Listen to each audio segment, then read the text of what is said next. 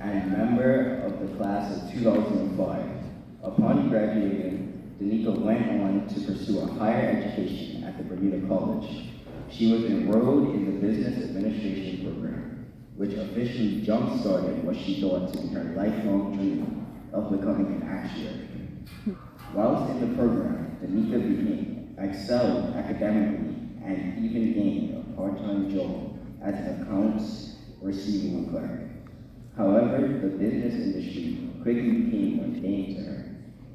This was difficult to understand because, after all, it was that she had envisioned her whole life. Thus, Deneca began to question who she was and what she truly was passionate about. Through a lot of soul-searching and support from her counselor at Bermuda College, Deneca realized her passion was to support and empower our most vulnerable and advocate for change in the systems and structures that governs them. Once this new realization was accepted, Deneca focused her last semester of her associate's degree on taking prerequisite courses required to obtain a Bachelor of Social Work. In researching the universities overseas, Deneca's main goal was to apply somewhere that not only had a top social work program, but to find a school that allowed her to experience a different lifestyle that would diversify and expand her cultural competencies.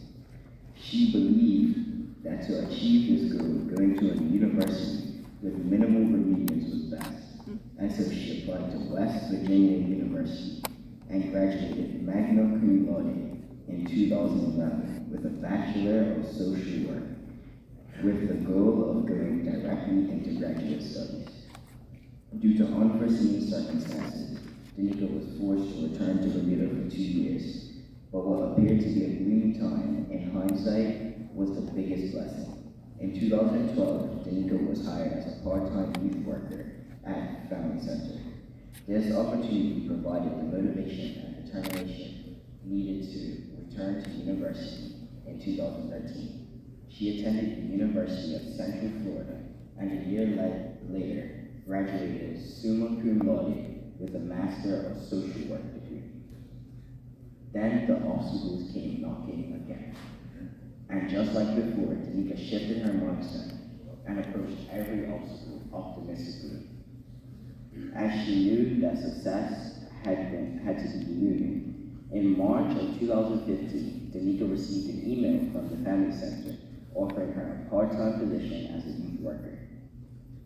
She was then made full-time in September of 2015, transitioned to a senior community support worker in 2018, and is currently the Interim Community Team Leader. Through Deneca's role at Family Center, she has been privileged to work with extraordinary young people and their families, collaborate with school staff and other community partners to empower, strengthen, and create change. She is passionate about building safe, non-judgmental spaces for young people that increases self-awareness, encourages authenticity, and instills hope. Being intentional to listen to and validate the young youth experience. Show care and compassion. Engage in uncomfortable conversations that force reflection, providing opportunities that expand possibilities, and supporting the dreams of her clients is second nature. This is not just a job, it is who Deneca is. Class of 2025, can you please help me in welcoming Ms. Deneca Zuill to the stage?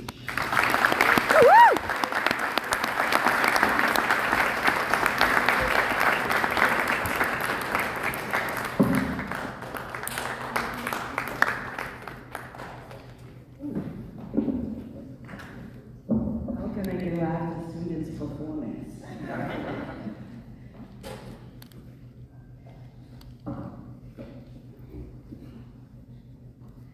Okay, so good morning all, and happy Tuesday.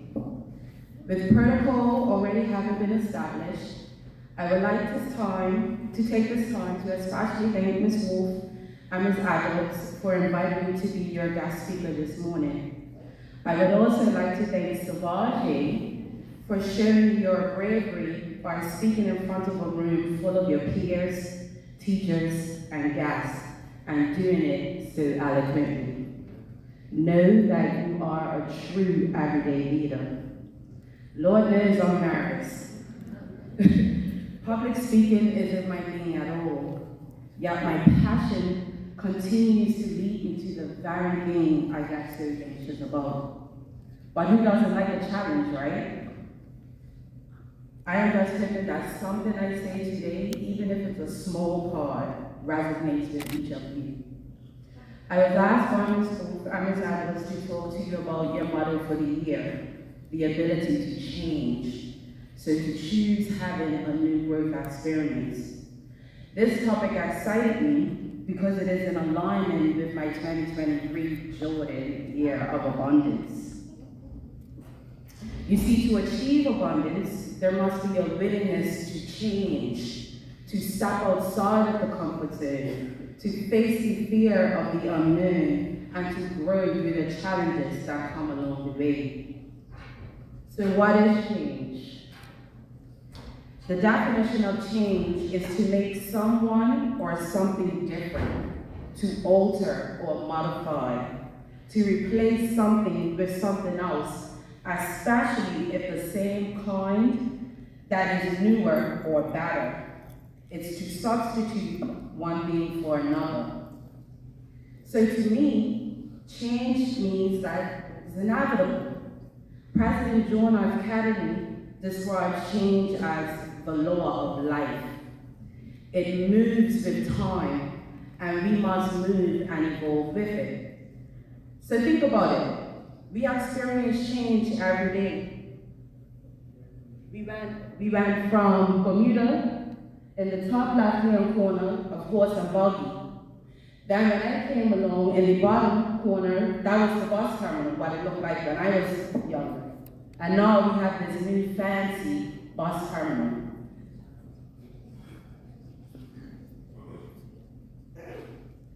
We then had different fashion. As I was growing up, I don't know if any of you guys have heard of crisscross, but we used to wear our clothes backwards, the front to the back to the front. We used to wear one leg up, one leg down. We used to wear, boys used to wear shorts that were too long to be shorts, and too short to be long, with a big white t-shirt that looked like a dress. I'm sure none of you guys will want to wear this fashion now, right? And then we had TLC, the girls that wore baby clothes, and dare to be different. We went from the box television to now a smart TV where you can do everything that you need to on your TV. We had payphones back in the day. Have any of you guys seen a payphone before? Because I don't know where one still exists in Bermuda. But the thing was, we used to carry around a bag of change just so we could go to the payphone to make our call. And then look at the evolution of cell phones. Would you guys have one of that Beale cell phone in 1973? I don't think so. Then we have computers. But in order to use the computer, you needed a floppy disk. And all we had was the Oregon Trail, nothing else. So now you guys have MacBook Pros that you can have touch screen and connect with the rest of the world. So now, the ironic thing is that when we're talking about this type of change, materialistic and superficial change, everyone gets excited and wants to engage and talk about the memories. But when the conversation shifts about change of self, it gets scary and becomes this big thing, right? When someone tells us we need to change our mindset or our approach or response to situations, the reaction or comment tends to be, no, I don't. What I need to change for? And this is normal because change is also scary. It's uncomfortable. It can create feelings of loneliness and challenges. But change is also beautiful. It allows you to engage on a journey of learning who you are and what you represent. It introduces you to your strengths and your level of resiliency. It helps you to heal from life's experiences exposes you to new people, places, and opportunities, and most of all, change is what motivates you to be a better you every day. You see, change is a process, and thus there must be a willingness to embrace it and then understand that it doesn't happen just overnight. I know it might be cliche, but when I think about change, I think about the metamorphosis of a butterfly. You see, a caterpillar's only job is to eat leaves, just a bunch of leaves. That's all its existence is. And once it reaches optimum size, the caterpillar then grows tired of being in its own skin and is ready for a new life. Now here's where metamorphosis begins. The caterpillar then wiggles and fights himself right out of the shell, and the outside hardens and becomes the cocoon. Whilst in the cocoon, the caterpillar is rebuilding itself into a butterfly. And once it is ready to stretch its wings, it breaks out of the cocoon and flies away. If you ask me, that sounds a lot like a human being's life journey. I heard attributes like challenges, strength, self-awareness, self-reflection, resilience, empowerment, courage, happiness, and a hope for better. So for the next few minutes, I'm going to take you on the journey of the butterfly. I'm going to introduce you to 4 acronyms of change to consider as you continue to navigate life and grow into the individual you aspire to be. We first have the caterpillar. So, when Sivaja read my biography, it kind of made my life appear to be cushy, right? 3 degrees, following her passion, empowering others, blah, blah, blah, blah, right? It made minor reference to the unforeseen circumstances as if they were minimal or did not matter. But trust and believe me, it is those challenges I mentioned that helped me to get to where I am today. You see, my parents splitting up and having to live pillar to post, my granny passing away, to a close family member being incarcerated and having it plastered all over the news, all within the first few months of my high school journey here at CedarBridge. Fast forward to Washington University, where I endured my grandfather, who was my #1 motivator, pass away a mere month after I left the way to go to school. Another family member being incarcerated, and this time having it plastered all over international news. And then having to experience firsthand racism. All I head to University of Central Florida, where finances became strained due to my mother being made redundant from her place of employment, whilst financing both my and her living expenses. My biography didn't talk about me having to work 3 jobs to make ends meet when I first came back from university with my degrees. And it definitely didn't mention the fact that when I was experiencing professional growth from 2018 to now, I was battling grief in my own personal life due to the loss of my life partner. You see, changes always happen. However, it is your response to the challenges when they come that changes the ending to the narrative. During the challenges you experience, it is important to find the growth opportunity. Nourish your mind, your body, and your spirit by being aware of how the challenge you're experiencing shows up both externally and internally. Think positively and tap into the person, place, or things that keep you motivated. Grind into gear by taking action. Engage in a journey of self-reflection. Use your support systems around you. Make an effort to complete what you started and manifest your greatness within. Evolve into a better you, because after all, our challenges are mere stepping stones to reaching our full potential. Next, you got to metamorphosis, so while in the cocoon. High school and adolescent years are some of the best years of your life, so make sure to enjoy them. It's your last years before reaching adulthood, and trust me, every adult in this room will tell you, adulting sucks. Your high school years are where you begin to gain your independence. You test your boundaries. You learn your interests, your skills, your talents, all with the goal of finding out who you want to be and what you want to represent. Thus, this phase of change is choosing to engage in and explore new growth experiences that create learning opportunities. The former CEO of IBM, Virginia Jenny Romati, quotes that growth and comfort does not coexist. So I challenge you to leave today's assembly and engage in a positive activity that you would not normally. Engage in conversation or advocate for someone that you would not normally. And or make the active choice to positively change your attitude and reaction towards something that would normally make you upset. Step outside of your comfort zone. Take advantage of the opportunities that come your way and be open to celebrate the growth you experience. Now I want to break it out of the cocoon.